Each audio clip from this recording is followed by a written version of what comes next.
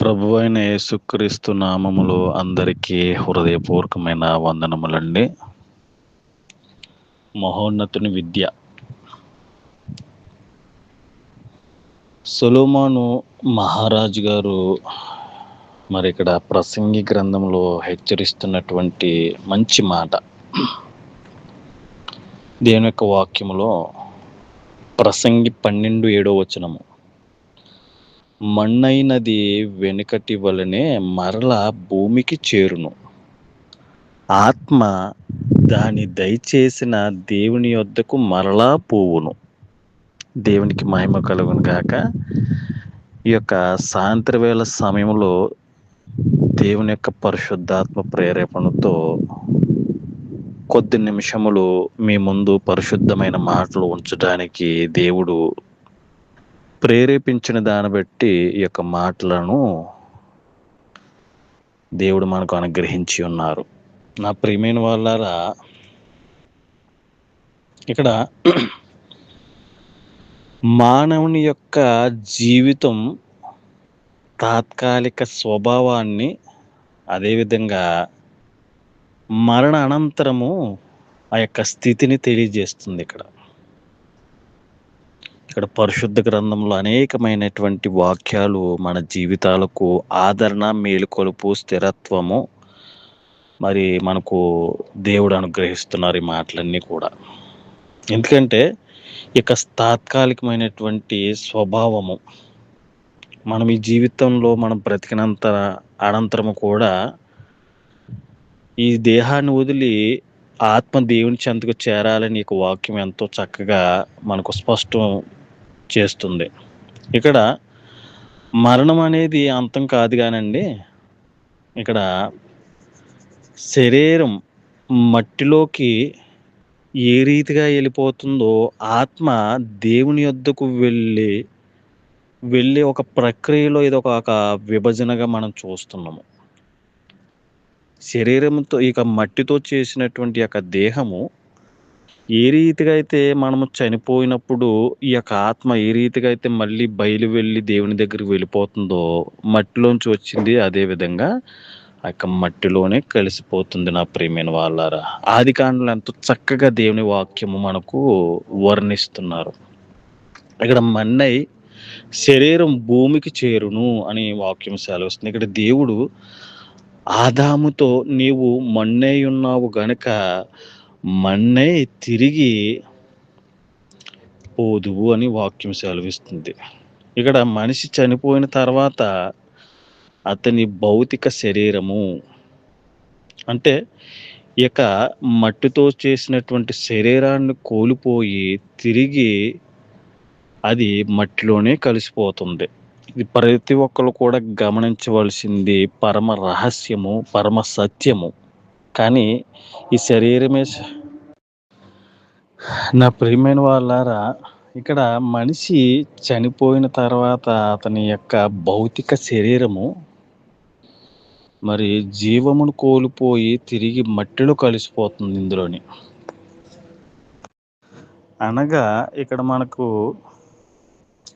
శరీరంలో ఉన్నటువంటి ఆ జీవాన్ని కోల్పోయిన తర్వాత కేవలం మట్టే మిగులుతుంది.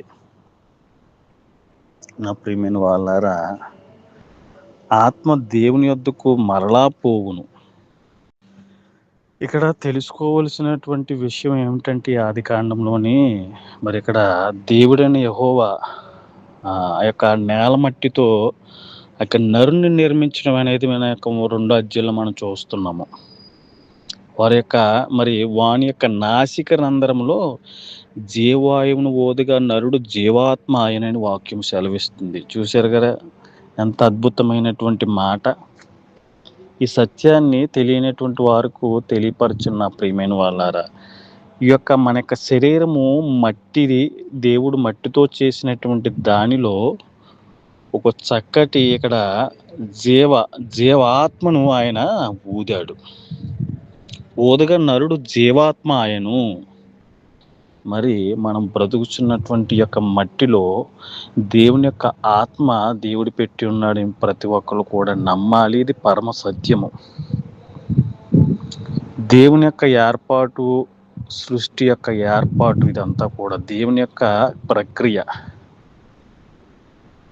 నా ప్రియమైన వాళ్ళారా, ఇక్కడ దేవుడు ఆ యొక్క మనిషి ముక్కులోంచి జీవవాయువును ఊదగా నరుడు జీవాత్మ ఆయను. మరి చూశారు కదా, ఇక ఉచ్ఛ్వాస నిశ్వాస మనం ఊపిరి పీల్చుకుంటున్నాం, వదులుతున్నాము. ఇదంతా దేవుని యొక్క ఆశీర్వాదము, దేవుని యొక్క ఏర్పాటు. నా ప్రియమైన వాళ్ళారా, మనము ఒక క్షణము ఈ యొక్క శ్వాస ఆడకపోతే మనము ఈ భూమి నుంచి వదిలి వెళ్ళిపోతాము. ఆత్మ దేవుని వద్దకు చేరిపోతుంది. ఈ యొక్క శరీరం ఒకటే ఈ భూమి మీద మట్టిలో కలిసిపోతుంది.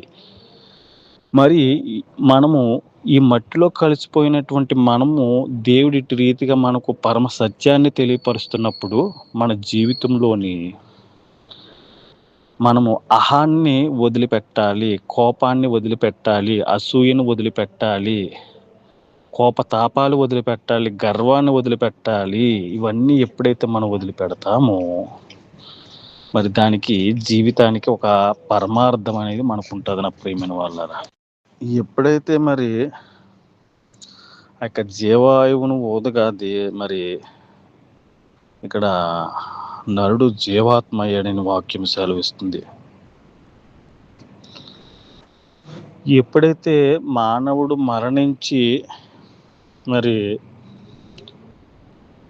దేవుడిచ్చినటువంటి ఆ యొక్క జీవశక్తిని తిరిగి దానిని మళ్ళీ ఆయన తీసుకుంటాడు. నా ప్రియమైన వాళ్ళ ఆ యొక్క ఆత్మను దేవుని యొద్దకు చేరుతుందని వాక్యం సెలవిస్తుంది.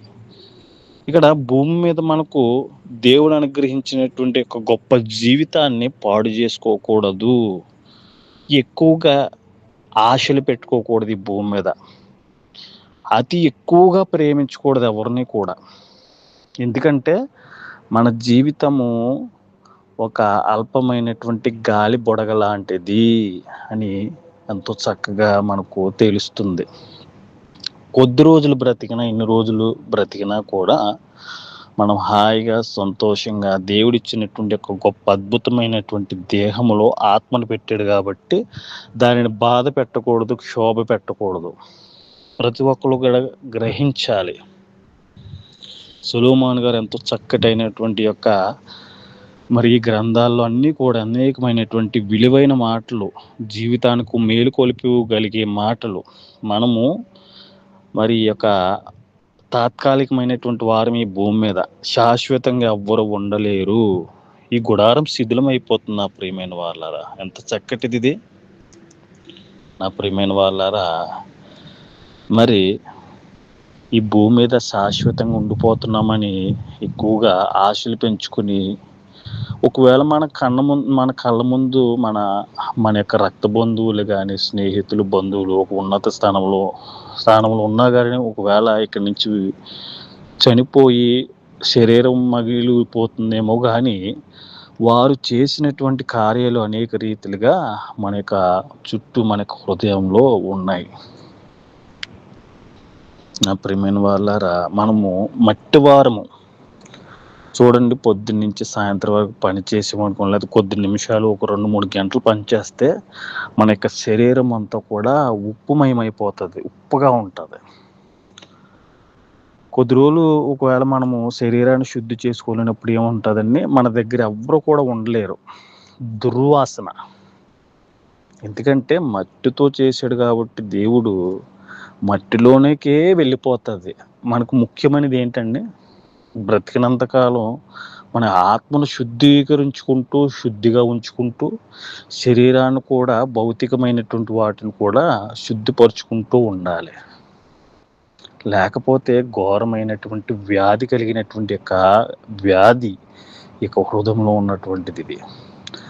దేవుని వాక్యంతో మన యొక్క నడతలను, మన యొక్క మాటలను, మన చూపులను, మన వినికిడులను సరిచేసుకుంటూ అద్భుతమైన రీతిలో మనం బ్రతుకుతాము. చనిపోయిన వారితో మనం బాధపడి మన యొక్క ఆరోగ్యం క్షీణించిపోకుండా ధైర్యం కలిగి, ఓర్పు కలిగి, నిరీక్షణ కలిగి మనము బ్రతుకుచు అనేక మందికి ఆశీర్వదకరంగా, దీవెనకరంగా, దేవునికి మహిమకరంగా, ఆశీర్వదకరంగా ఉండాలంటే ఆయన చిత్తాన్ని నెరవేర్చేవారుగా మనం ఉండాలి. ఆయన్ని ప్రేమించి ఆయన అడుగుజాడల్లో నడిచేవారుగా మనము రాబోయే తరాలు ఉండాలని మాటలు ఎవరైతే విన్నారో ప్రతి ఒక్కరు కూడా దేవుడు దీవించి ఇక్కడ మరి ఆత్మ ఆత్మను మనం ఎప్పుడు కూడా కావలసినటువంటి ఆత్మీయ ఆహారం మనం అందిస్తూ, వాక్యం అనే ఆత్మీయ ఆహారంతో శరీరాన్ని, పరిసరాలు శుద్ధీకరించుకుంటూ ఒక మంచి ప్రవక్తన, మంచి జీవితం కలిగి ముందుకు వెళ్ళిపోదాం. ఈ వాక్యాన్ని, ఈ మాటలు విన్న ప్రతి ఒక్కరిని దేవుడు దీవించి ఆశీర్వదించును గాక. Thank you lord. God bless you all. Amen.